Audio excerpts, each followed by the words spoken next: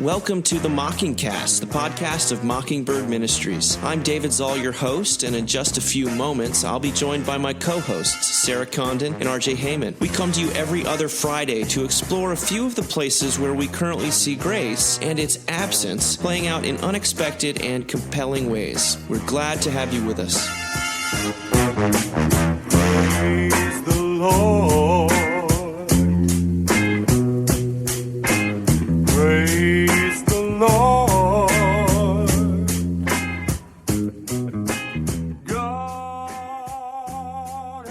Okay, well, we're back in business, ladies and gentlemen. RJ Heyman is in the country, and we suffered through an episode with Aaron Zimmerman, but I'm not sure we ever want to do that again. God help you. I'm so sorry. It was wonderful. We love you, Aaron. How have your travels been?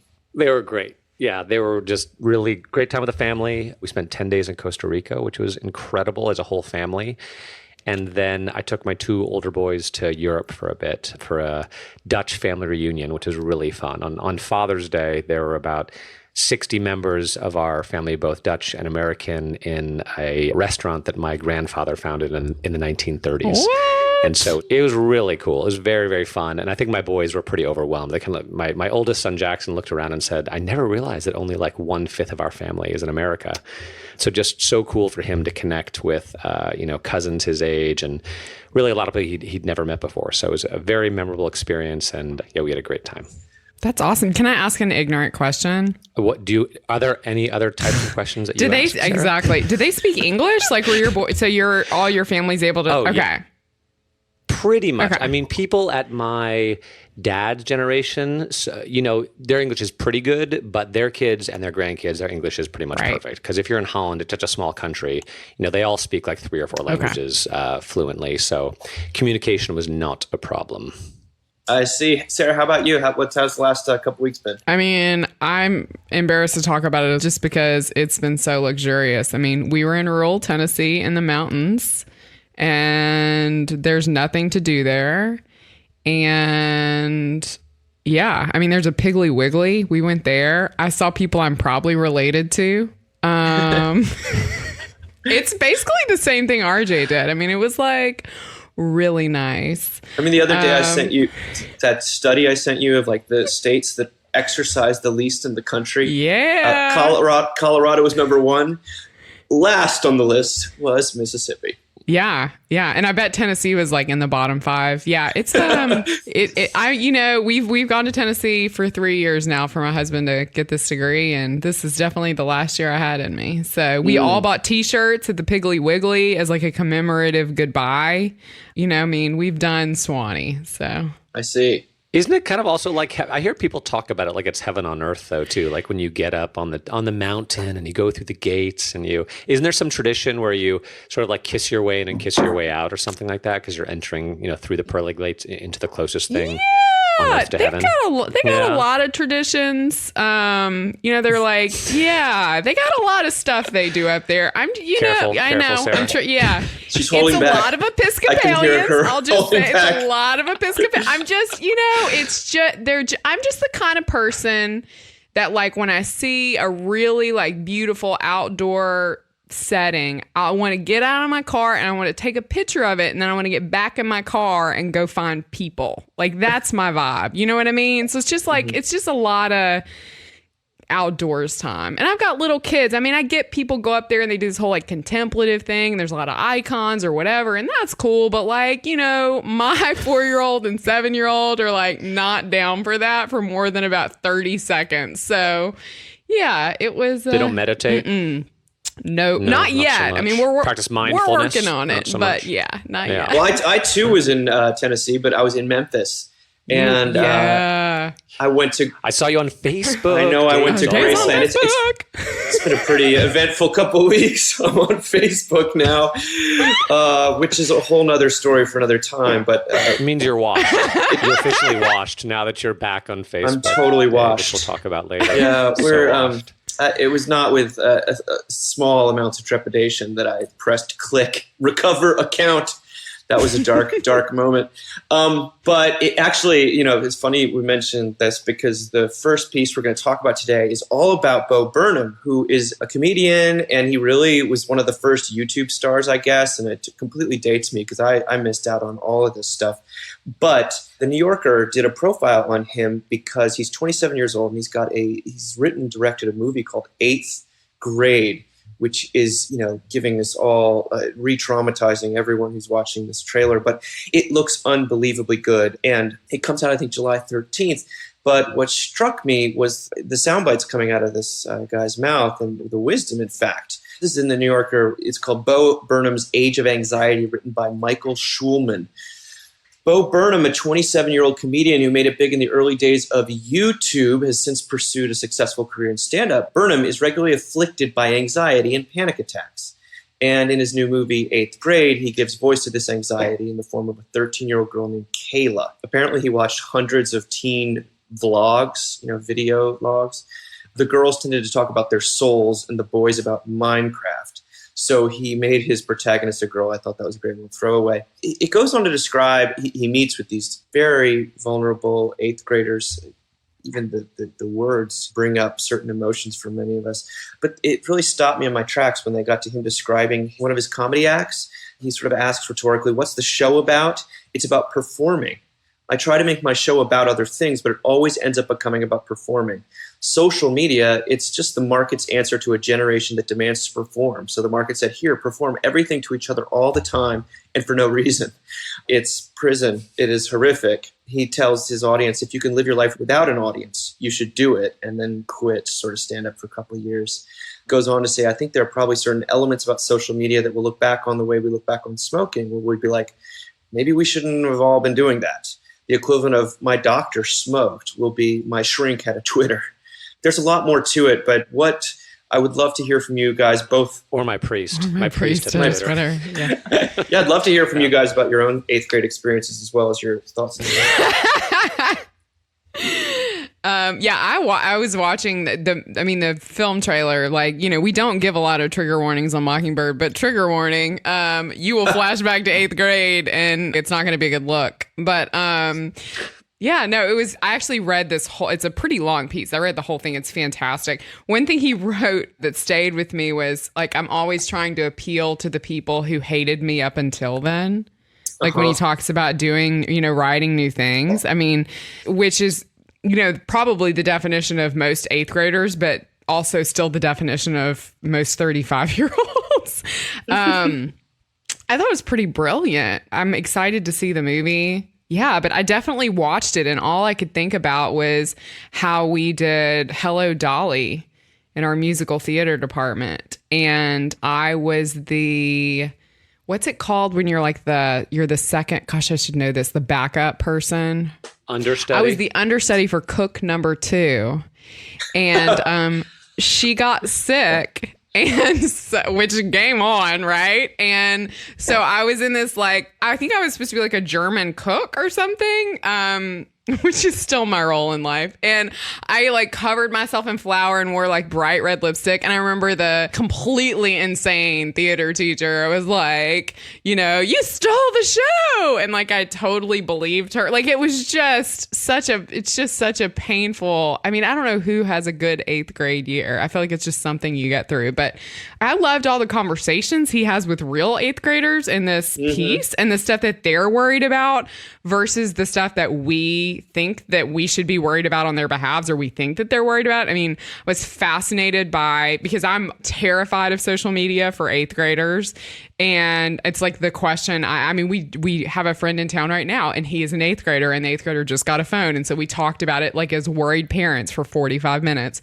But really the 8th graders are terrified of being shot in their schools, which is not, that seems obvious now that I hear it said out loud, but it's a pretty powerful piece from a lot of angles.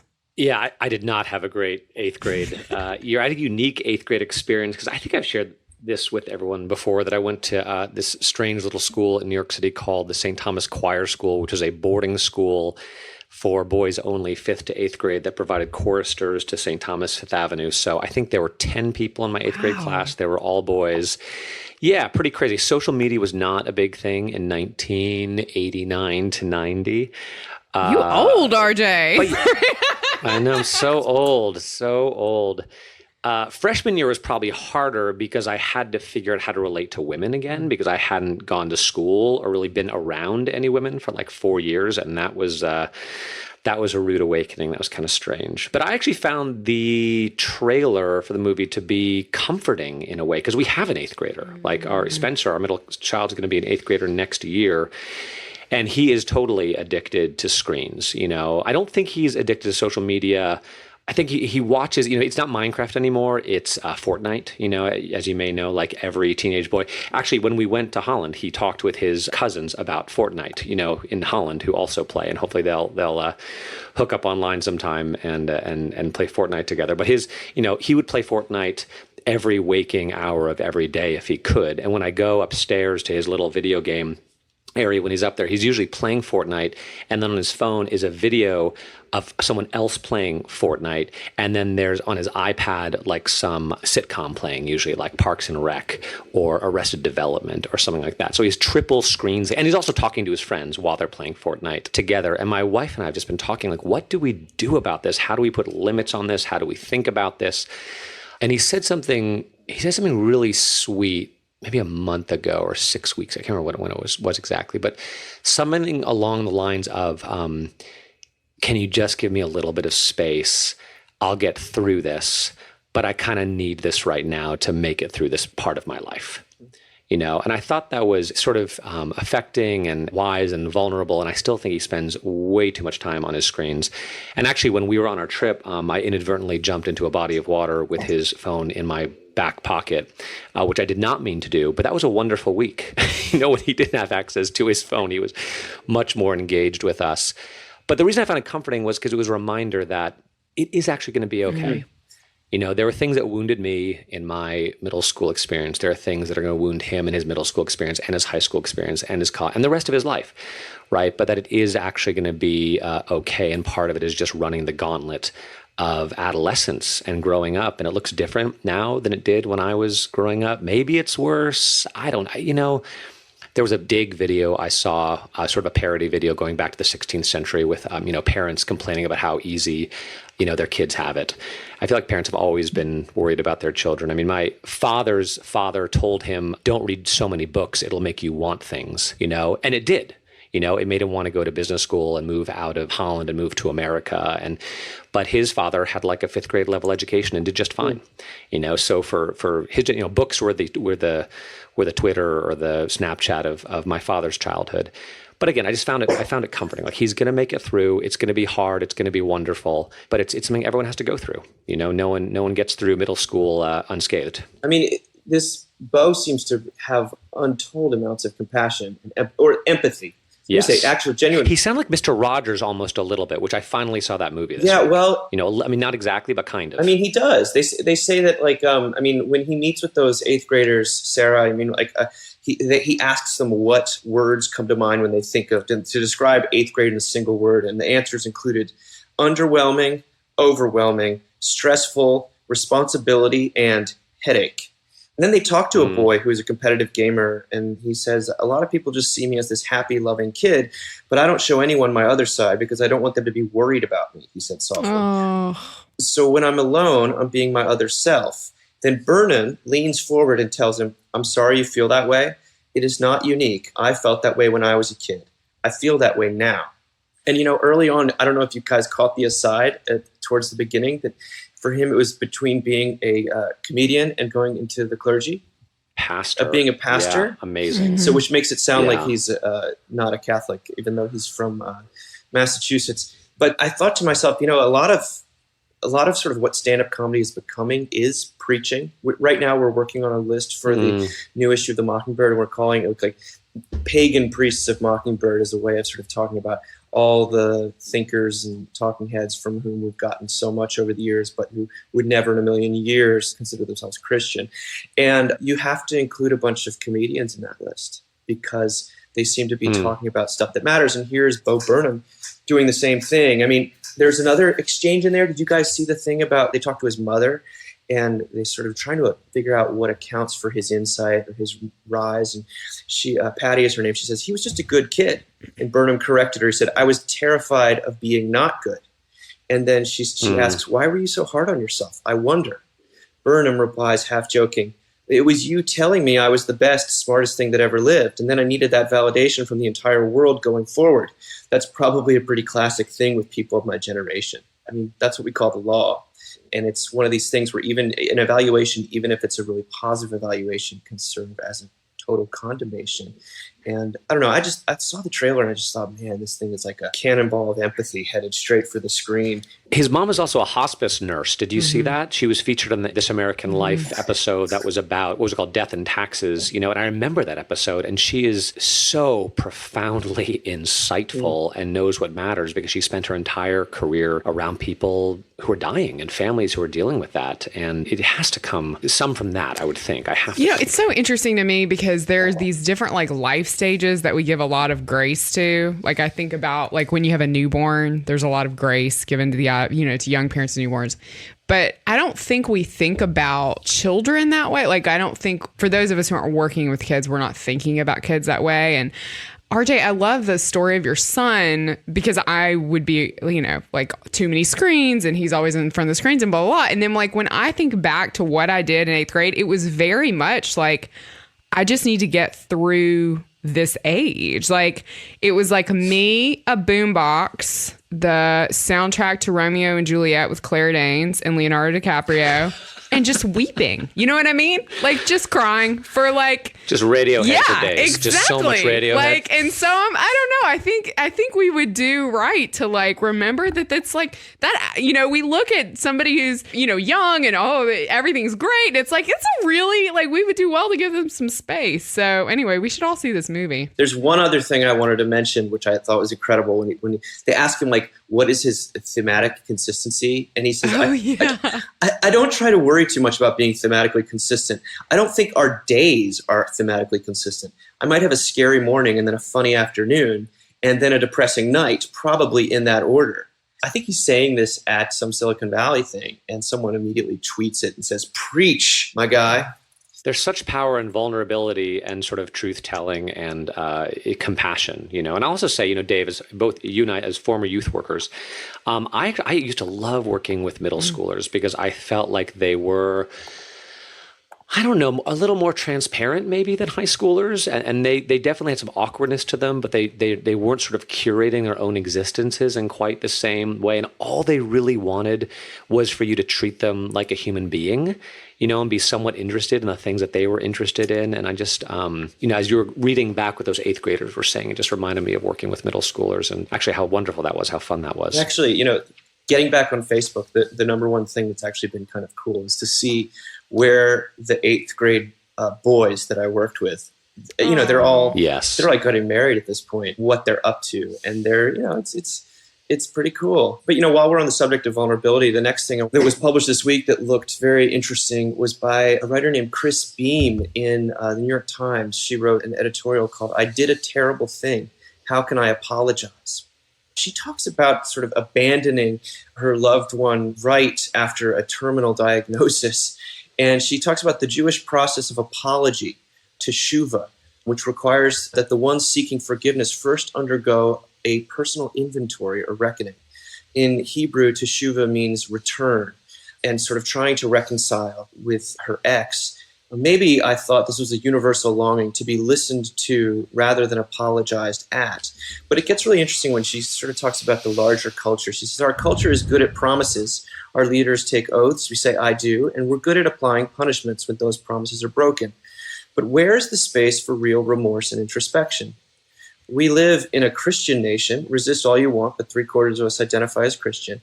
That's the New York Times speaking, by the way. And I wonder whether that foists a redemption frame on our apologies. We look to be absolved, forgiven immediately, the way we look to God. But people are not gods. And I wonder, in this era of facile press release apologies, whether we need to slow things down.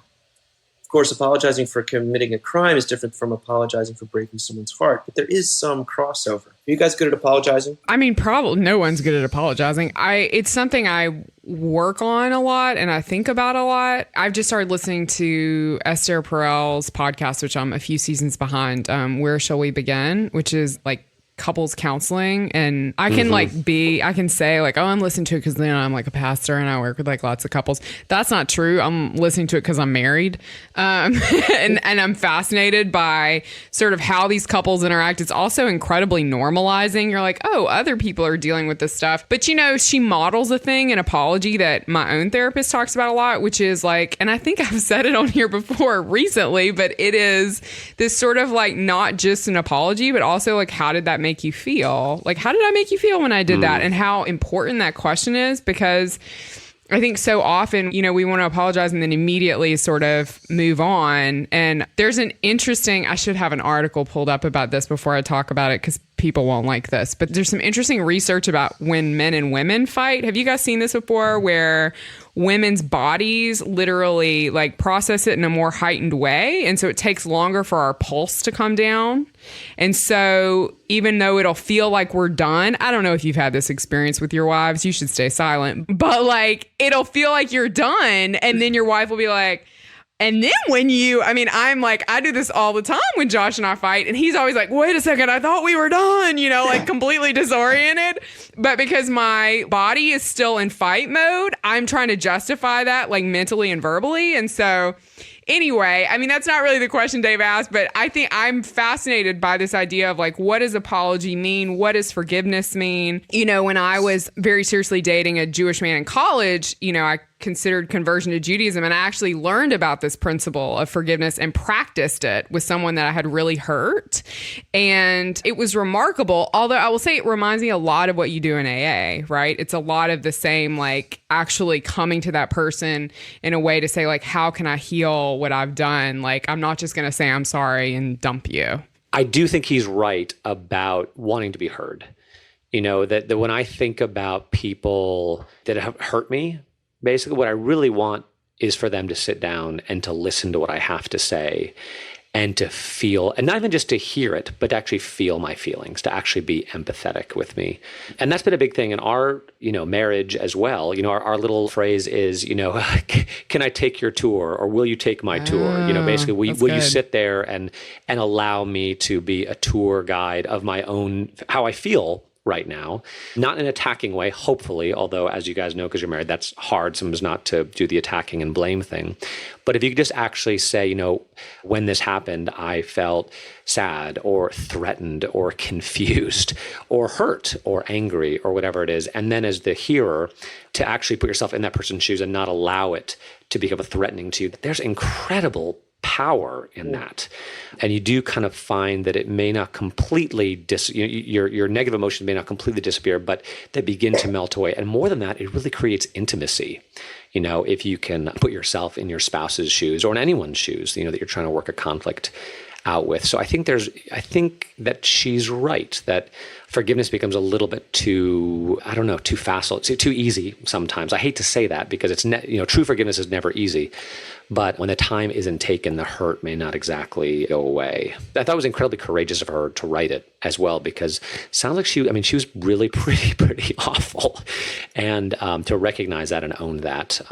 We talked a couple of, I think like last year or something, about Harriet Lerner's new book, Why Won't You Apologize? And Lerner always says that a fine way to ruin an apology is to view your apology as an automatic ticket to forgiveness and redemption. That is, it's all really about you and your own need for reassurance. And I'm sorry, when it's like effective or genuine, however you want to say, it's not a bargaining chip that you give to get something back from an injured party. And, we kind of know this, but we also love forgiveness, and we want to be let off the hook, and we want to be absolved is really what we're looking for.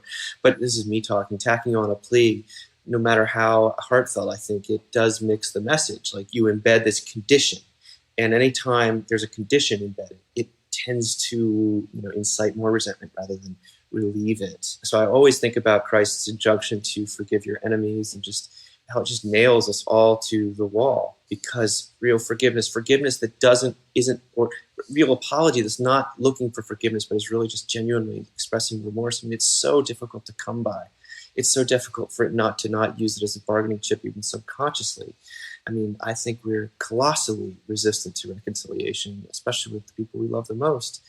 And I mean, the only cry for me as a Christian would be sort of like, have mercy on me. I can't forgive the right way. I can't apologize the right way. I know I need to. But one of the things I really loved about this article is that I think at the end she talks about there's like a liturgy we're developing about how a person apologizes and is forgiven in the public sphere.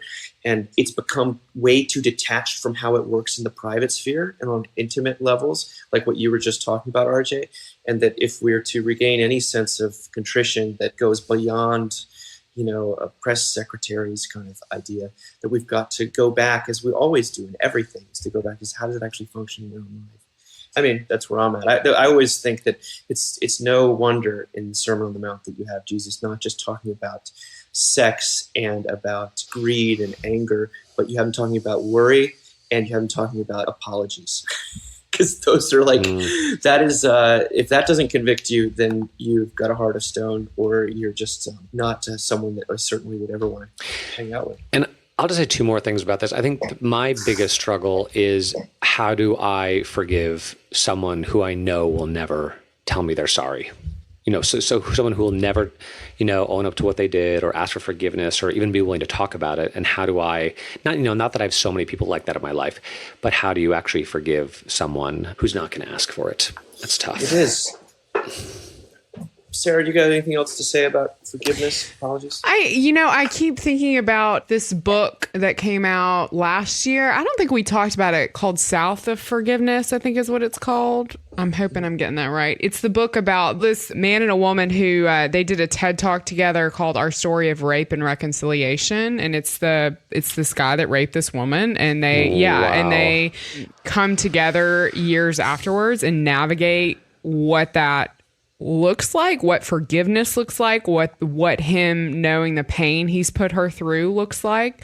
It's incredibly powerful and also incredibly impossible. I mean, you know what I mean? Like, it's amazing that they did that. However, that's not something, I think that is totally of God. I'm not sure that we're all capable of that. So anyway, it makes me think of these impossible forgiveness situations that we encounter. And, RJ, I think your question about how do we forgive someone who hasn't said that they're sorry is an important one. And I think that's actually a question a lot of adult children probably struggle with. I mean, that's definitely something I've seen in ministry. Absolutely. And, I think the very first talk I gave for Mockingbird at St. Thomas in Houston, I talked about how I had a therapist that said that they would be out of business if parents of adult children just learned to say, I'm sorry.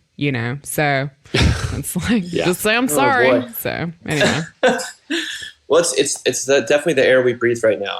I keep thinking about hoops people have to jump through to be forgiven, even in the Christian circles. And now everyone is saying, like, there's one thing if it's just two people are at the same station, but if there's a power differential, then completely different rules apply. And you want to say, I think it becomes almost more impossible, if anything, and you have to acknowledge these power differentials. But then if you want to get into the law, of Jesus forgiving, like Jesus giving up all power, it's very difficult to, theologize it or abstract it too much. I just know that at the end of the day, the gospel is not that we apologize efficiently or appropriately enough, but that we have been forgiven. Yeah. I can definitely theologize it. It's just like, I'm overwhelmed. Death is such a comfort. Like, that's like when I see like all of the sort of like gymnastics that we're going through right now to try to figure out like who's guilty and why and what is the power differential and what is Louis C.K. versus Garrison Keillor or whatever. It's like, I'm overwhelmed. Death is such a comfort. That's sort of any kind of forgiveness is a miracle. Let's just see what happens. Well, the final piece today is the thing that you alluded to, RJ, and very kindly in relation to myself. It's called In Praise of Being Washed. It's written by Zach Barron and GQ. And I don't know, maybe it shows how washed I am that I never heard this term. So for those of you who never heard it either, here we go. This is what Zach writes. He says, it's not quite washed up. with its connotations of lounge singers in Vegas reflecting on their glory days. It's more about that transitive moment. There you are in the train station of life, waving goodbye to your edge and your youth as they depart. You are Eli Manning, and you are no longer a plausible NFL starter in the eyes of some, but you're not yet ready to go to the bench. People tend to use the word washed as a pejorative or as a mild self-deprecating admission of defeat. But I'm not so sure. I'm beginning to suspect the word describes something far more ecstatic. If you're anything like me, this is where it gets great. You spent the better part of your teens and 20s tirelessly working on being basically a more interesting version of yourself. You spent years building up something, taste, experience, judgment. You were trying to be like what you saw in the mirror, as all ambitious people try to do. What I am saying is perhaps you actually like that person now. Perhaps you could use the mirror less. And then he gives this incredible example of Roger Federer at the 2011 US Open after he had been beaten by Novak Djokovic. And it was like the beginning of sort of this valley that he went into. And now, of course, Wimbledon's on. He's the reigning badass again. But in the moment after that match is the moment when Federer became, quote unquote, washed. He modeled it for the rest of us. He didn't quit, but he let go of the idea of himself as perfection incarnate. He let go of the idea of himself entirely. After a decade of representing some abstractly infallible version of whatever it was he was trying to be, a pursuit that seemed to make him miserable, especially when he was young, he was just a man with a bad back and some talent that he was trying to make the best of. He stopped crying so much in post-match interviews. He raised one set of twins, then another. These days, he takes the spring off in order to rest for the summer. And then Burnham finishes out by talking about all the Fridays of his life. He says, I think of all the dumb Fridays in my life. In high school, it was drugs. In college, alcohol. In 20s, well, let's not talk about what any of us did in our 20s. And now the dumb Fridays of my present arise in front of my windshield. All my flaws, my corny pastimes, the great things I've left undone and will never do. I listen to my golf clubs rattle gently in the trunk and am consumed with thoughts about how some other younger version of myself would be so terribly disappointed at what I've become. But what I mostly think is, damn, I wish I'd known about this earlier. I mean, I love that. There's kind of like there's a Rio Grace moment here. It's another thing of like rejoining Facebook after 9 years away. The people that were my contemporaries, I check on their pages and everyone's got a little more gray hair and it's looking a little more battered. And some people are looking great, but they don't have kids, but yeah. Like RJ basically. Oh, well, I mean, he's aging in reverse, but yeah. And you think like, there's that moment, maybe growing up is when you realize there's no longer endless potential and kind of who you are is who you're going to be. And that, you have this idea when you're a kid that life is going to get better and better, or you're going to become better and better. And, just like your times improve at swimming every single year, that's going to sort of be your moral trajectory as well. And then you get to this age where you're sort of like, well, this is probably it for me. And I'm kind of happy here. There's such a relief, there's such freedom in what you could only call freedom from the law of some kind. And it usually comes through some defeat or like Federer, hopefully it's not in front of millions of people. But I loved the grace with which this term washed, you can't help but think of it also in terms of in Jesus language and the washing of feet, the washing of baptism. And what's been washed from you is all the pretensions about the person you should be and needed to be, and all of a sudden who you are is there. And that's at the point when you actually experience anything remotely resembling love. But that's where I went with this. It really hit me between the eyes this week especially. What about you guys? I mean, washed in the blood of the Lamb. That's all I can think. You know what I mean? My favorite church phrase from a rural church, actually an Alabama church, washed in the blood of the Lamb. Yeah, I actually keep thinking of my 4-year-old daughter as I'm reading this, which I know is strange, but she's such an interesting child. She's so kind and loving in a way that I find a little bewildering, to be honest with you. And we've recently asked her what she wanted to be when she grew up. And she says every time, and she'll fill it out, if she's got to do it at school or whatever, that she wants to be a nurse. And there's this like thing in me of modernity that's like, you should want to be a doctor. And you know what I mean? Like this whole like narrative of like, but this has to be, you're a girl and you can do it, kind of thing. And I've like consciously not let myself do that. Cause I'm like, she could be a nurse. Like this could happen. Like she could love what she does. And like, I'm not, I'm trying not to ruin that for her, but cause I'll ruin other things for her, but I'm trying not to ruin that.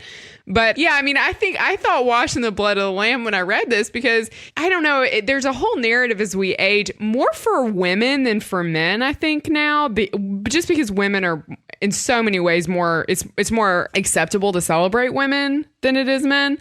And especially as we age, right? So it's like, 40 is the new 30, or like I have friends who just turned 50 and they're like, I can do whatever I want now, And I'm not quite sure, that doesn't appeal to me as much as the idea that I can, like, I don't have to think about myself as much. Do you know what I mean? That like whatever version of like golf clubs and like hanging out with people I love, like, is on the horizon for me sounds like pretty awesome. So maybe it's podcasting, Sarah.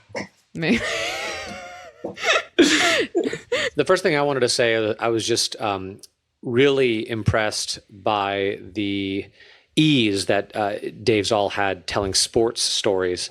It was almost like you were a fan. I mean, Novak Djokovic just rolled off your tongue, Dave. I think you've probably been practicing that for a while. But thanks, RJ. I appreciate You're that. welcome, That's very you're welcome. sincere. Yeah, I know you do. Thank you, Benjamin Button. Yeah.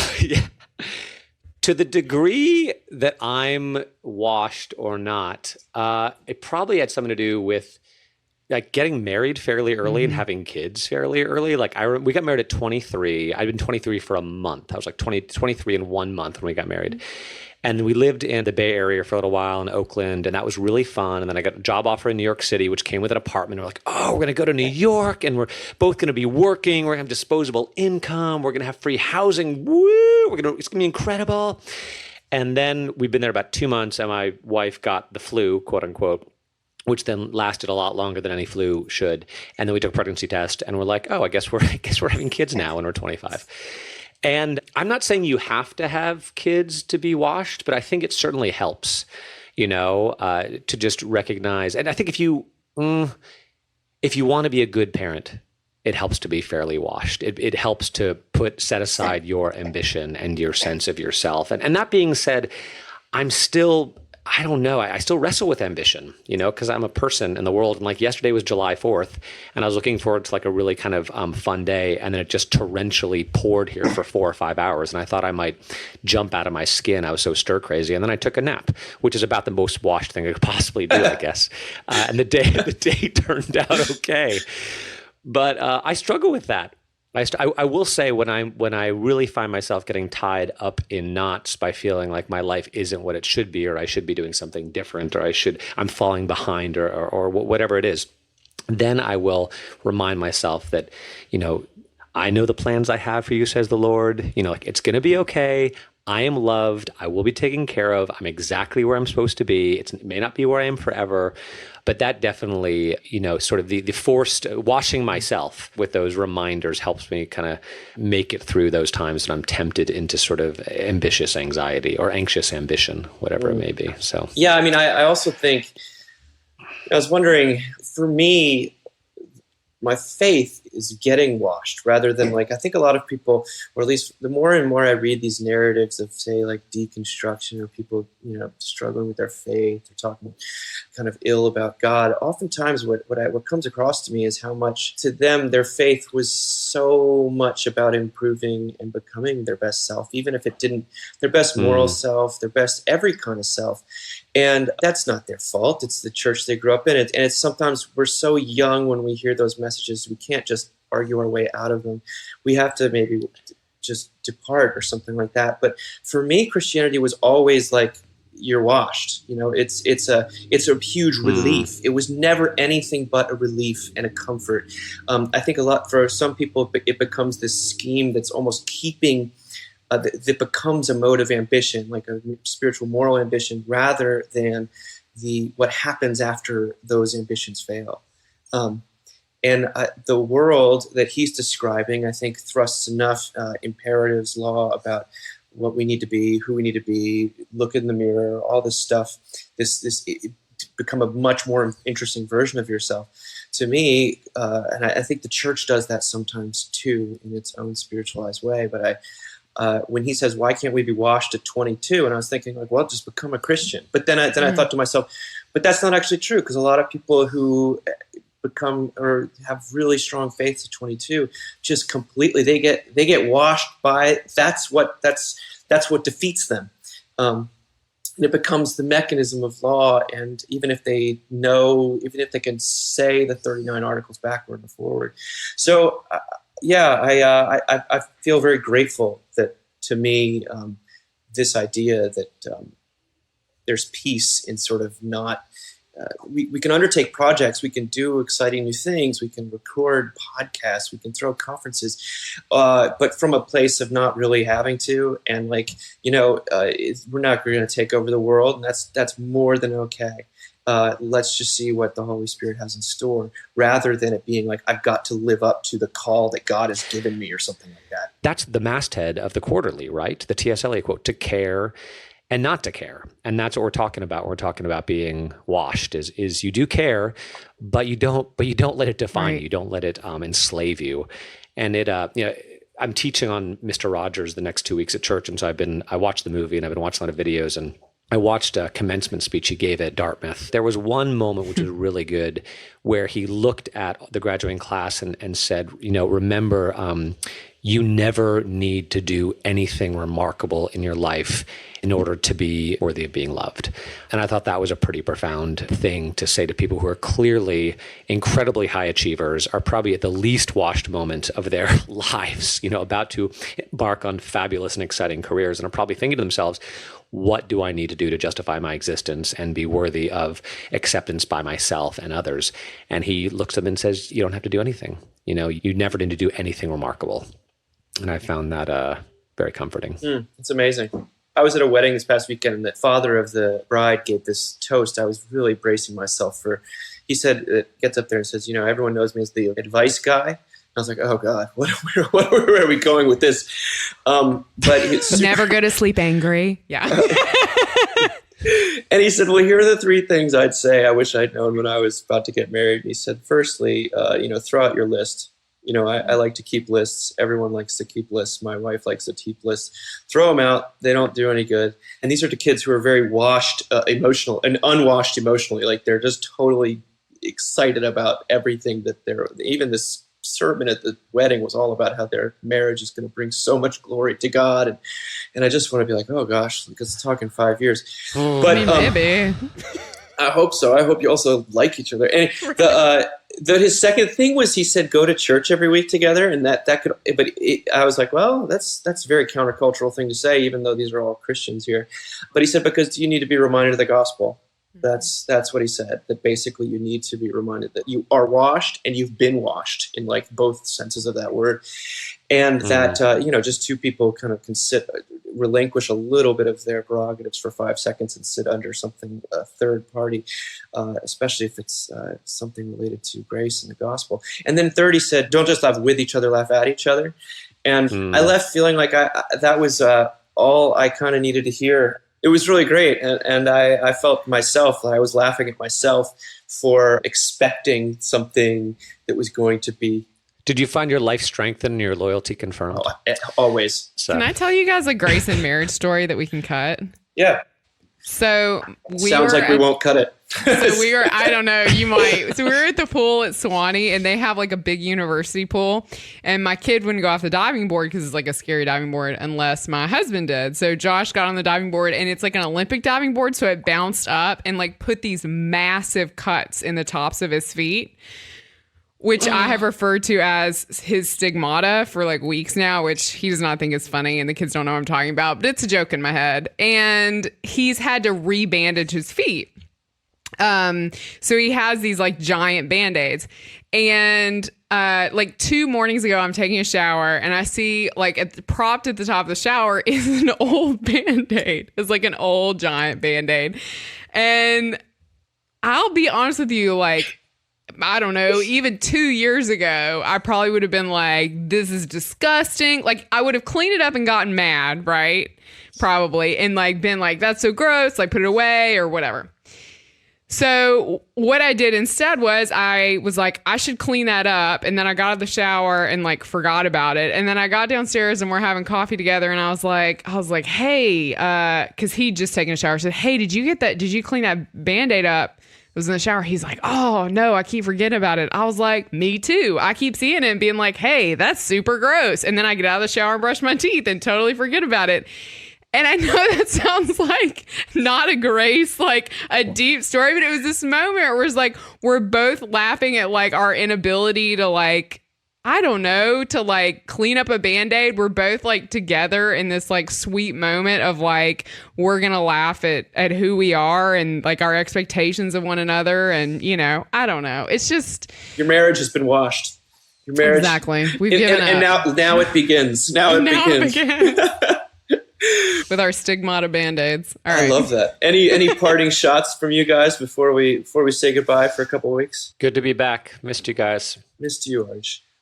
Give us your sum up the Mr. Rogers documentary for us. I cried a lot. So much. Just obviously the power of unconditional love, the power of empathy, his belief that the most important thing he could possibly do is get people comfortable with sort of talking about their feelings and being vulnerable. I think the way, can anything good come out of Nazareth? The way they talked about his childhood, being functionally the only child of wealthy parents who just told him to grow up all the time and never listened to him or paid attention to him, and how he was actually overweight in his adolescence and was pretty brutally bullied because of it, but how that turned into this incredible compassion for children. Again, what I said before early in the episode, the incredible power of vulnerability, honesty, talking about your weakness, empathy for other people, all the sorts of things that the world will tell you not to ever do because you will get killed. And you will get killed, probably. But you'll also be a human being. Is it Gerhard Forde who says that what God wants to do is take us unhappy little gods and make us into true humans? And I look at Fred Rogers and he seems like a true human being. And the fact that he was exactly the same, off camera as on camera. So it was, and you could tell his boys loved him too. His sons loved him. His wife loved him. A life pretty well led, and yet not a life without struggle. That he had his doubts and his insecurities to the very end. He was a human being just like the rest of us. So if you have not seen it, go and see it. I'm going to definitely buy it when it comes out and watch it when I need a good cry, or just to be reminded of what actually matters. You say that Ferde again. God takes. Yeah, that God wants to take us unhappy little gods and make us into true humans. Which is he wants to wash us. That's what we've been talking about the entire time. He wants to sort of put our ambitious selves to death in order that we might be free, happy, hopeful, trusting human beings. Let's end there. Thank you guys. Talk to you soon. Bye. Thanks, Dave.